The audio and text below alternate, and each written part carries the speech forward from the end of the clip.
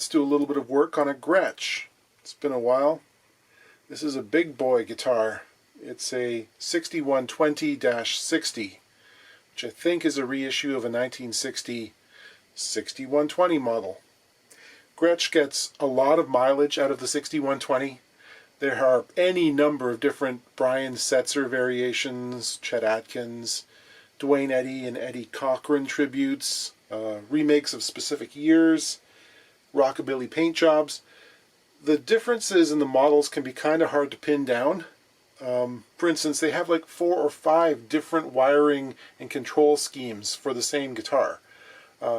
And if you count up all the number of models that they've produced, I looked it up on their website, there's more than 70 of these things from the last 35 years or so.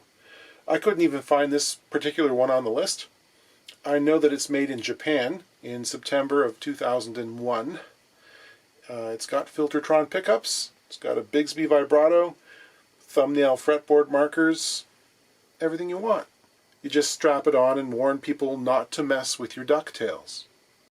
Oh, and it's orange. That's important. This thing is in pretty darn good shape for something from 2001, other than some wear on the gold plating. The owner notices that the ends of the frets are protruding and kind of vicious. He also notices that the bridge really wants to move around, which is not uncommon for arch tops with a Bigsby and Gretsch's in particular. Action is just fine for this kind of guitar, I think. 3.5 64ths on the bass side, and 3 on the treble, so that's good and low. Neck relief. It's about 8 thousandths. If we look beyond the bird's nest of string wires, that's a pretty nice piece of flamed maple. For the headstock overlay, your characteristic horseshoe, we have in this case 0 fret, and those semicircular or thumbnail fretboard markers. Looking at the frets themselves, there's some wear there. It's starting to happen. This is a really beautiful piece of ebony for the fretboard. It looks like it may even be quarter sawn. The Bigsby tailpiece, a marvel of modern design. Efficient? Probably not.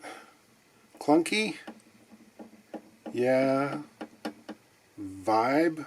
It's there. Frustration in restringing? Sometimes, if you don't know what you're doing. And bridge misplacement, frequently. This one has the traditional roller bridge on it, which is straight. It's non-compensated. For some reason, we never seem to have a problem with that. These rollers don't actually roll in use. They don't move back and forward as the string is slackened and pushed forward. Not really. In fact, in this case, the entire bridge is rocking. More like a Jazzmaster bridge. It's always a bit dicey to pair something like a Gibson ABR style bridge with solid metal saddles and a Bigsby, because they really don't last very long, especially with wound strings. Maybe if you got flat wounds, but even then, it's not recommended. Why do the bridges move around? Well, with the Bigsby, there isn't a tremendous amount of break angle over your average archtop bridge. It's frequently just enough to get by, actually. And there isn't a whole lot of downward pressure. So, with heavy strumming or, exuberance, these things can slide. The time-tested method is pinning the bridge. You've seen me do that before, where I take a little piece of a brad nail or something like the end of a thumbtack, embed it in the underside of the wooden portion of the bridge, and literally pin it in place. This customer doesn't want to go to that extreme. We're going to try and use a double stick tape for this. I've had mixed success with that. It works most of the time. If you go and play it in a tropical place like, Costa Rica or something, in the rainy season, it might slide. That adhesive it's tenacious, but it's not impenetrable. Props to Gretsch for coming up with some of the most pretty looking pickup surrounds that have ever been created. Always thought those look really nice. If we're going to mark the position of the bridge, we have to intonate and make sure that it's in the cleanest possible position.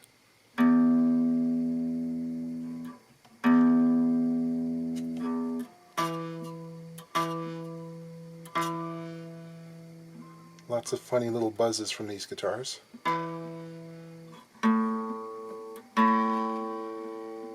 If it's flat, it's got to move forward. That's all you really need to remember. And this is going to end up at an angle, just the way it is. This is a straight line, this bridge, and that's just how it is. There are people who see these things and wonder why it's not, you know, parallel to the pickups or something. It just can't be. Okay, I found a good place for it. We'll mark it.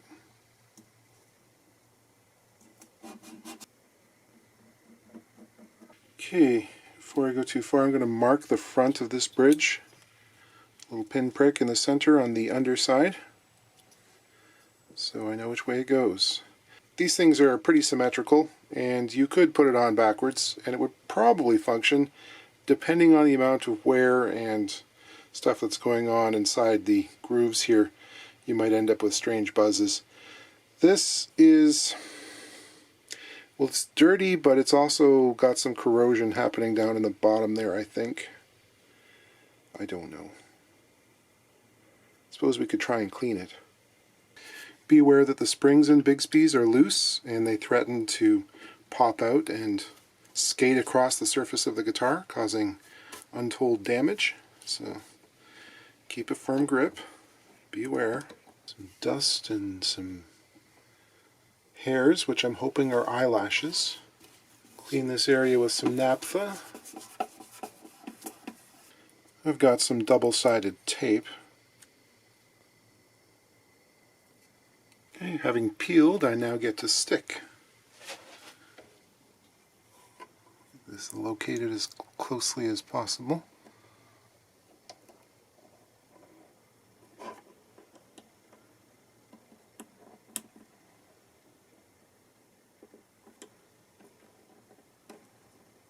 I think this could benefit from a cleaning. There's a lot of grunge stuck down in those grooves. Cleanliness can be really important with these roller bridges, even more than typical, because the curved takeoff point is just marginally effective. If there's grunge in the groove, or if there's corrosion on the strings, like in this example I dealt with earlier this week, you can get really weird sitar sounds and buzzes. The takeoff point ends up being indistinct, and it sort of starts to rattle there. So, best to keep them clean. Ultrasonic jewelry cleaner with a tiny bit of dish soap. We shall immerse.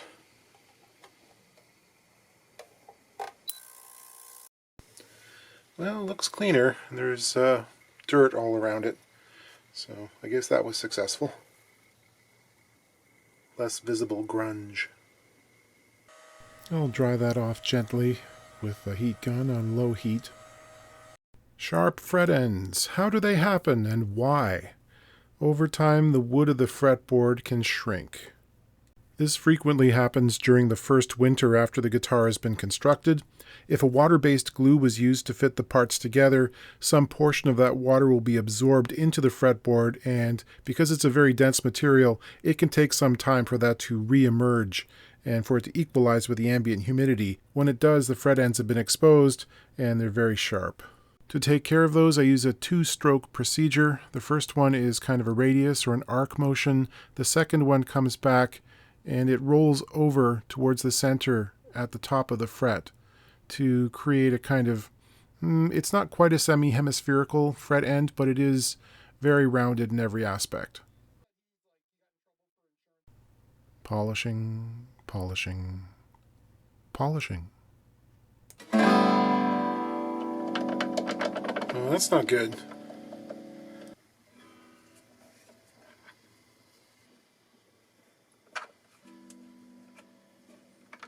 Okay, it's all set up and ready to Gretsch. As I mentioned, the electronics in these can be a little bit confusing if you're not familiar with them, if it's your first time. And there are several different iterations. This is probably the most classic setup for 6120. It helps to know that this pot here is your master volume. You won't go too far wrong if you know that that's that. In this case, we also have 2 more volume pots. 3 volumes for a 2 pickup guitar. Yeah, I know. And in this case, there is no rotary tone pot. You can't adjust the tone on this except through a dedicated preset tone circuit on a switch. The first switch here is just your standard 3-way pickup selector like you would find on a Les Paul. This one, when in the center position, you have what we consider like a normal signal. If I push it down, I have there's a capacitor engaged that cuts some of the highs out of things. It makes it darker, a little more bassy. If you go the other direction, this is known as the mud switch. It is so dark, it's like listening to someone play guitar through a wall and down around a corner. It's so dark and bassy and muddy that, frankly, I don't think anyone really knows why it's on there, but it's traditional, and this has it. Okay, we'll do the normal setting, bridge pickup.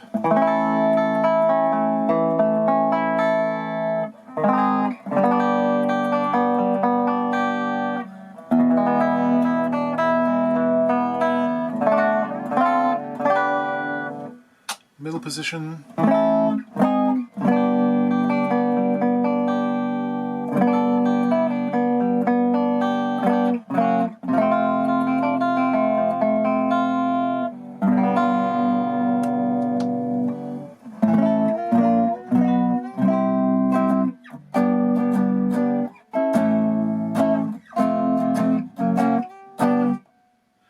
Now then, we'll go back to the bridge and try the high cut position.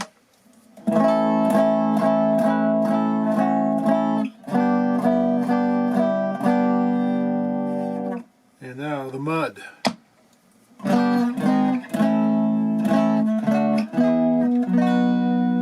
It gets very much quieter, besides darker.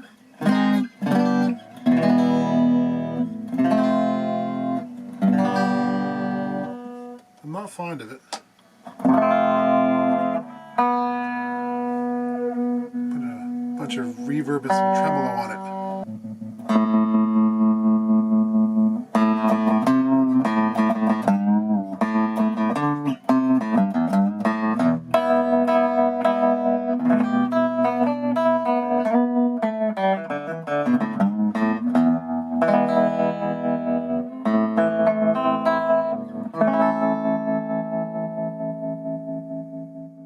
Alright, maybe it's time we got back to the basics of P basses. Epoxy pour fill seems to have solidified. A lot of people watched that last video and didn't actually listen to my commentary. This is not the original truss rod, okay? There's stuff going on here that is not original, so repair is maybe not exactly what you think it should be. So that is firm. I'm still going to put a couple of packing washers in there to gain just a little bit more space. Like I mentioned, this is not going to be flush with the front. It can't be, because the rod is broken off at a point where you couldn't get the nut on there and have enough internal threads on the nut to bring it flush. It's not going to happen. It could happen if I decided to replace the entire rod again. That's not what this repair is about. I put the neck heater clamp back on just to bend the thing straight so that the nut isn't having to do all of the work. If I snug that up, hopefully it'll stay straight. Previously, with no tension on the neck, we had somewhere in the range of 25 to 30 thousandths worth of relief. Now we have 10, which, whatever the outcome, I think we've done something good here. This is much straighter. This is as tight as I would ever put it. I think any more and we risk something cracking. Sometimes there's a point beyond which you dare not go. Additional polishing, polishing, polishing.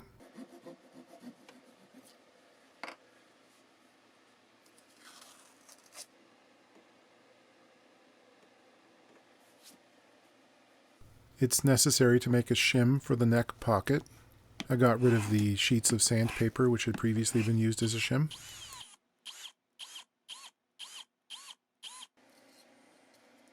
If you'd like to adjust the old steel saddles on one of these, it's a very good idea to hit them with some penetrating lubricant for insurance purposes. Let it sit there for a good long time and free up anything that's frozen. Oh, isn't that wonderful? It's a thing that happens sometimes, especially with flat wound strings. Flat wound players sometimes keep their strings on for decades. I'm not kidding. But on certain basses, even though these are standard long scale strings, the low E will run out of leader and the wound portion will end up hitting the post, which, because of the groove in it, can act like its own string cutter. And in this case, going from E flat to E was too much. I'm tuning up, and it went boing. As luck would have it, we have a spare string. I think I'm going to cut the old ball end off of this one and use that as a spacer, if it'll fit, or maybe get a small nut or something to give me that extra distance. I need that extra 3/32 of an inch. There's a wear mark here that suggests I'm not the first person to do this. Just made it. Fender had screwed the bridge on an 1/8 of an inch farther back. It'd be just fine. Okay, where did we end up? Got 6/64 on the bass side, 5 on the treble. That's more than a 30% reduction in action height, but it's not perfect. It's okay. Why not perfect, though? These frets have been dressed down in the past to the point of no more. And despite clamping this thing into a serious back bow to straighten it, it's still got way more relief than I'd want. And if we lower the strings too much, they start to hit the leading side of the banana here, and you get buzzes. There's not enough fret height for me to dress off. I'd be into the board before we got it straight enough. Listen to the scurrying sound of tiny feet in the comments section. You hear them? Remember, this bass was basically an afterthought when they were bringing me another job. Customer was fine playing it before. The brief was to see if I could make it play a bit better. This is not someone's priority, high-expense project right now. I'm charging them for a setup. So, could this be made right? Maybe. There are unknowns, though. You'll recall it completely resisted the heat bender. Did nothing. The truss rod now has an effect, and it does pull a bunch of bow out of the neck, but not enough. Not nearly enough. I clamped it into a full 1/16 of an inch, 1.5 millimeter forward bow to tighten it as far as it would go. It's been tightened to within an inch of its life. It won't go any farther. What would I do next? Compression refretting is the answer. The frets on this are between 20 thousandths and about 25 thousandths. I can't go lower because of the vagaries in the board. There just isn't enough. It's not going to work. I could pull these out and install new taller frets while also crimping the heck out of the tangs on them to expand them and increase the amount of pressure they exert sideways, hopefully stiffening the neck and bending it back. But it's a 65-year-old bass neck that probably spent decades at full tension without a functional truss rod. It varies from guitar to guitar, but if the wood is agreeable, like if it's from the wrong side of the tree, it can take a set that is irreversible. People sometimes tell me I never touch the truss rod, but for a bass, maybe you should. If you let it go too far out of hand, it might not come back when we ask it to. Would installing a new truss rod help? Probably not to the extent that we'd like. This one seems to have been broken off too deep, or it's possible because they had to sort of guesstimate the length of the rod before installing, they didn't take into account as much of the curve that's in there, so it ended up a little too short. And remember, this is likely the second broken rod that this has suffered. I could hammer this one out and put a new one in, but who's to say it won't also break? To do that, I would make a hardwood plug with a hole in it to surround the rod. I'd drill out the spacer that I glued in there, put the rod in, put the plug in with glue, glue that in place at the right depth so that we'd have like a fresh bearing surface and the nut would end up flush. But without a refret, it would still make no difference because the effect would be the same. That's a job that can always be done in the future. You know, we can defer that $600 adventure for the next owner. Or, hear me out, you could buy a new neck. Leo would be so proud.